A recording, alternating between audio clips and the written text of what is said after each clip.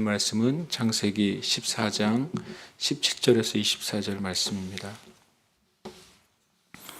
창세기 14장 17절에서 24절 말씀 우리 함께 봉독하겠습니다.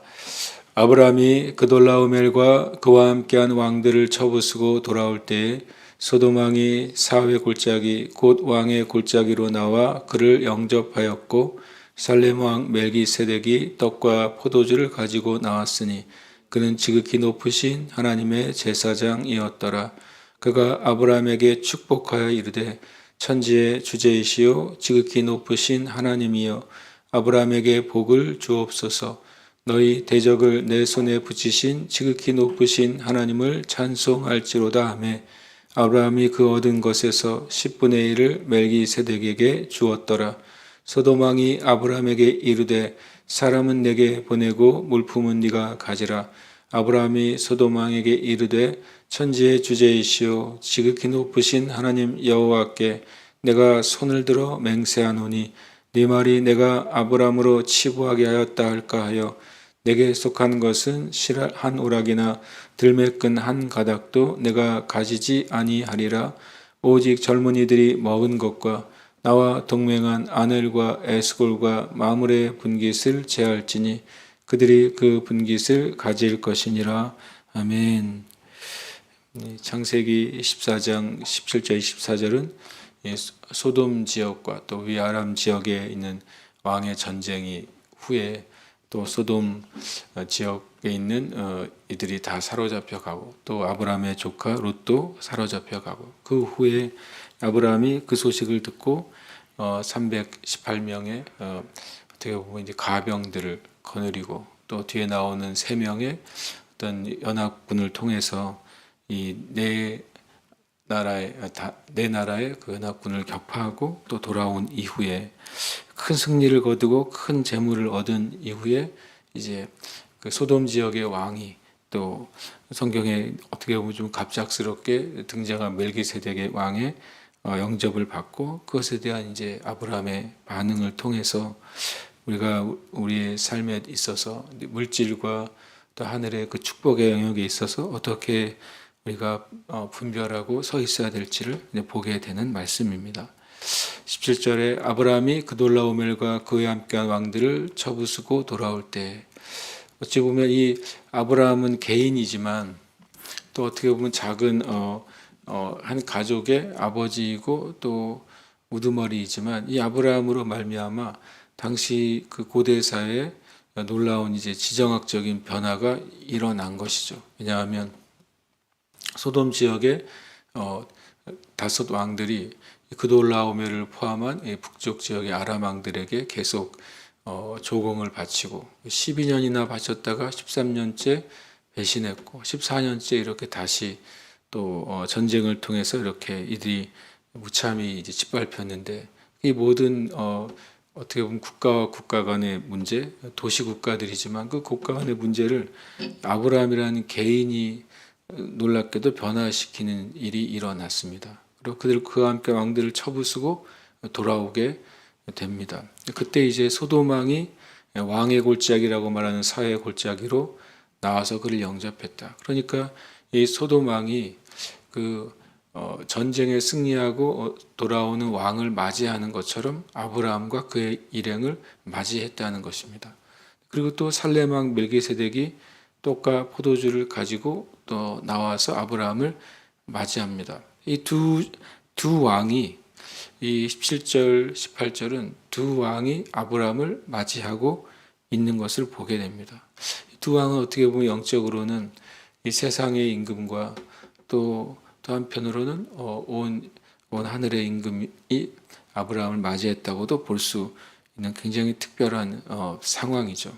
특별히 살렘 왕 멜기세덱을 우리가 주목하여 보게 되는데 가지고 나온 것이 떡과 포도주를 가지고 나왔다라고 말하고 또 살렘 왕 멜기세덱을 지극히 높으신 하나님의 제사장이었다라고 말합니다.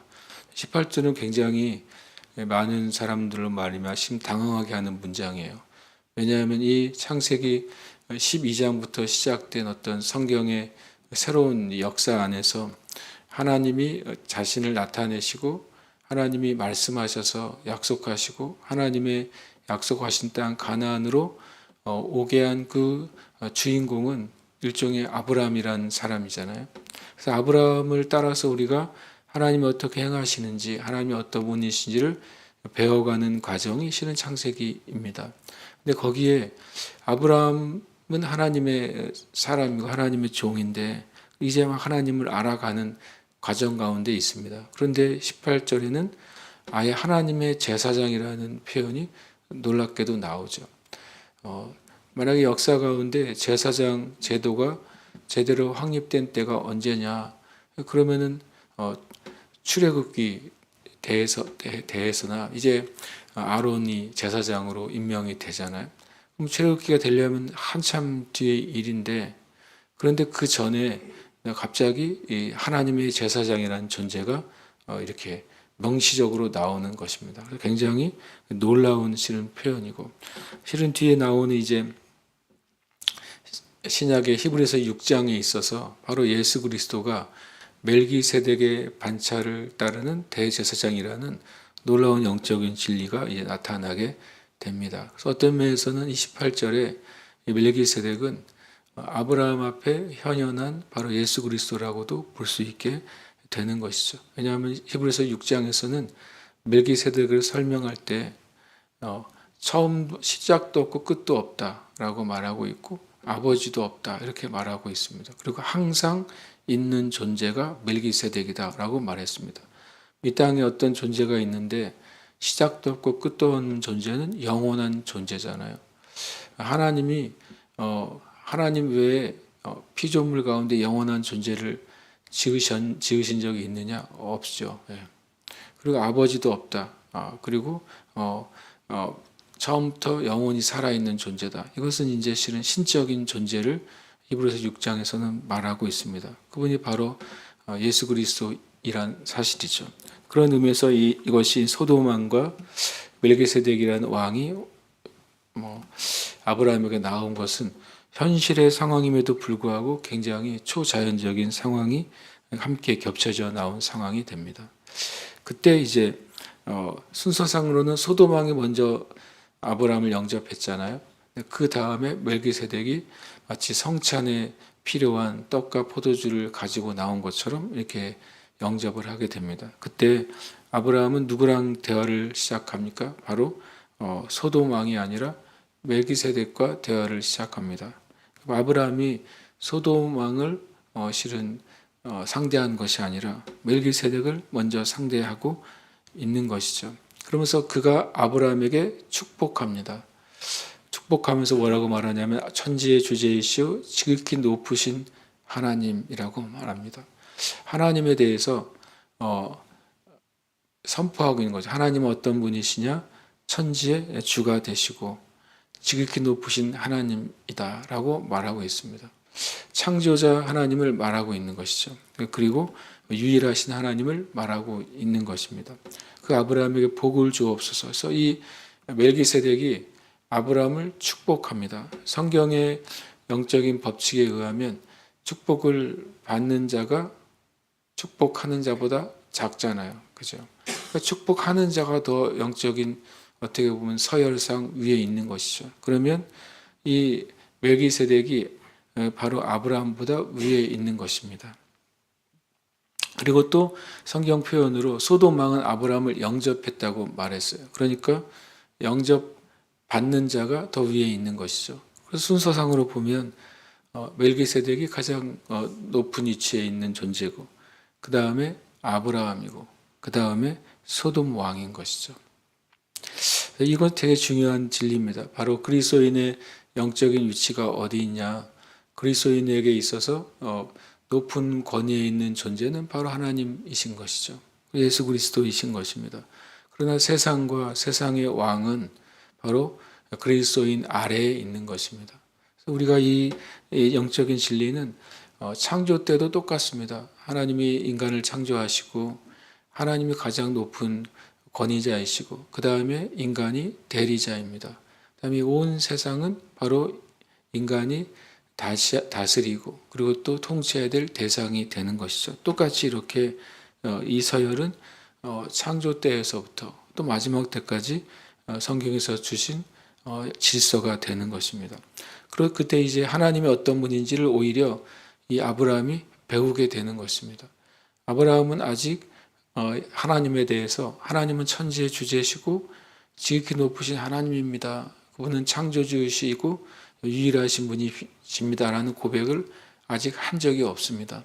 그런데 이 멜기세덱이 나와서 그 이름으로 축복하고 그 다음에 아브라함에게 또한 요구도 합니다. 너희 대적을 내 손에 붙이신 지극히 높으신 하나님을 찬송해야 된다고 가르칩니다. 이것을 이제 들었을 때 아브라함이 이 축복과 명령에 대한 반응이 뭐였냐면 그 얻은 것에서 10분의 1을 멜기세덱에 줍니다. 성경적으로는 첫 번째 11조가 되죠. 결국에는 멜기세덱은 아브라함에게 11조를 받은 존재고 또 히브리서 6장에 의하면 바로 예수 그리스도라는 사실을 성경은 말씀하고 있는 것이죠. 그리고 나서 이제 소돔 왕이 아브라함에게 말하기 시작합니다. 멜기세덱은 하나님의 이름으로 축복했는데 소돔 왕은 자기의 이름으로 말하는 것이죠. 사람은 나에게 보내고 물품은 네가 가지라. 굉장히 소돔 왕이 아브라함에게 많은 것을 주는 것 같습니다. 그러나 소돔 왕이 줄 수 있는 것은 물질인 것이죠. 그리고 오히려 소돔 왕이 원하는 것은 사람입니다. 마귀가 궁극적으로 이 땅에서 원하는 것이 있다면 세상 임금이 마귀가 이 땅 가운데 원하는 것은 물질이 아닙니다. 의외로 마귀는 물질이 필요가 없어요. 물질을 사용하고 물질을 통해 사람들을 타락시킬 뿐이지 마귀가 물질을 원하는 것이 아닙니다. 마귀가 원하는 것은 사람의 영혼이죠. 사람의 영혼을 도둑질하고 죽이고 멸망시키는 것이 바로 마귀의 원함이고 또 바로 이 소돔 왕의 정체도 동일한 것입니다. 그때 아브라함이 소돔 왕에게 하는 말이 참 재미있기도 하고 놀랍기도 한데요. 마치 멜기세덱이 아브라함을 축복했던 말을 그때 딱 배워가지고 그대로 다시 마치 맹무새처럼 말하는 것처럼 말합니다. 아브라함이 소돔 왕에게 이르되 천지의 주제이시오 지극히 높으신 하나님 여호와께 내가 손을 들어 맹세하노니. 바로 조금 전에 멜기세덱이 아브라함에게 하나님이 어떤 분인지를 선포하잖아요. 천지의 주제이시오 지극히 높으신 하나님 하나님께서 너를 도와주시고 축복하셨다고 말하는 것입니다. 너를 지켜주시고 보호해 주셨다고 말했습니다. 똑같이 이제 아브라함이 멜기세덱에게 받은, 어떻게 보면 멜기세덱에게 배운 하나님의 존재에 대해서 바로 소돔 왕에 선포합니다. 천지의 주제이시오 지극히 높으신 하나님 여호와께 내가 손을 들어 맹세하노니 내가 너에게 속한 것은 아무것도 가지지 않겠다라고 말하고 있습니다. 어떻게 보면 지금 소돔 왕은 몰락한 왕이잖아요. 그리고 아브라함은 오히려 왕들을 처부수고 온 그 개선한 왕이잖아요. 그렇게 보면 소돔 왕의 자리를 차지할 수도 있는 기회잖아요. 몰락한 왕이고 이제 승리한 개선 장군인데 오히려 그때 그 땅을 한 몫을 차지해서 이 아브라함이 세력을 넓힐 수 있는 기회라고도 볼 수 있습니다. 그럼에도 불구하고 아브라함은 하나님의 때가 아닐 때 그것을 추구하거나 원하거나 취하지 않은 것이죠. 아브라함이 어떤 하나님의 뜻이 아니면 자기의 의지로 어떤 하나님의 선을 넘어가지 않고 있는 놀라운 장면을 우리가 보는 것입니다. 그리고 이 사건을 통해 아브라함은 하나님이 어떤 분인지를 배우게 됩니다. 아브라함이 애굽의 사건을 통해서 하나님이 애굽의 파라오보다 강한 분이라는 사실을 배우게 됐죠. 마찬가지로 이 소돔 지역의 왕과 아람 지역의 왕들의 전쟁사에 들어간 것을 통해서 하나님이 정말 얼마나 능력 있는 분이신지를 아브라함이 배우게 됩니다. 이것은 아브라함의 믿음이 성장하고 자라는 놀라운 계기가 되는 것이죠. 그리고 나서 내가 너의 재물을 하나도 취하지 않겠다라고 말하고 오직 젊은이들이 먹은 것과 이것은 이제 318명의 가병들이죠. 나와 동맹한 아넬과 에스골과 마물의 분깃입니다. 이들이 같이 아브라함과 동맹한 부족, 어떻게 보면 부족의 리더들이라고 할 수 있고 족장들이라고도 할 수 있습니다. 이 세 명의 실은 가병들과 아브라함의 가병, 이렇게 네 족장들의 가병이 연합해서 아람 지역의 왕들을 무찔렀던 것이죠. 그들의 분깃을 제할지니 그들이 그 분깃을 가질 것이니라. 고린도전서 10장 23절에 보면 모든 것이 가하나 모든 것이 유익한 것은 아니요 모든 것이 가하나 모든 것이 덕을 세우는 것이 아니니. 고린도전서 10장에서는 어떤 율법적으로 무엇을 부정한 것을 먹고 마시는 문제나 고기를 먹거나 먹지 않는 문제에 대해서 이런 기준을 제시했습니다. 근데 이 기준, 모든 것이 가하지만 모든 것이 덕이 되는 것이 아니라는 것. 덕은 바로 하나님의 뜻과 기준이고 다른 사람을 사랑하고 배려하는 마음이죠. 근데 아브라함은 이렇게 하나님이 큰 힘을 주시고 또 승리를 주셨지만 그것으로 자기의 기회를 삼지 않고 또 그것으로 하나님의 뜻을 벗어나서 자기의 어떤 것을 취하지 않는 놀라운 모습을 우리가 보게 됩니다. 우리가 하나님 앞에 있을 때, 하나님을 할 때 하나는 우리가 두려워하지 않는 자가 될 것입니다. 또 한 가지, 우리가 하나님 앞에 있을 때 하나님의 뜻을 넘어서 우리의 뜻을 성취하고자 하지 않게 될 것입니다. 그러나 하나님의 뜻이 먼저이고 하나님의 뜻이 더 온전한 것임을 우리는 믿습니다. 저와 여러분의 삶의 물질적인 영역에서, 삶의 영역에서, 모든 영적인 영역에서 하나님의 뜻 가운데 행하심으로 하나님의 은혜가 가득한 은혜가 있으시길 축복합니다. 함께 이 시간 기도 제목 읽고 기도하겠습니다. 아브라함이 세상의 부와 명예 대신 하나님의 복과 진리를 따랐던 것처럼 성도들이 하늘의 복과 하나님의 축복과 진리를 따르는 삶을 살게 하소서. 함께 기도하겠습니다. 할렐루야.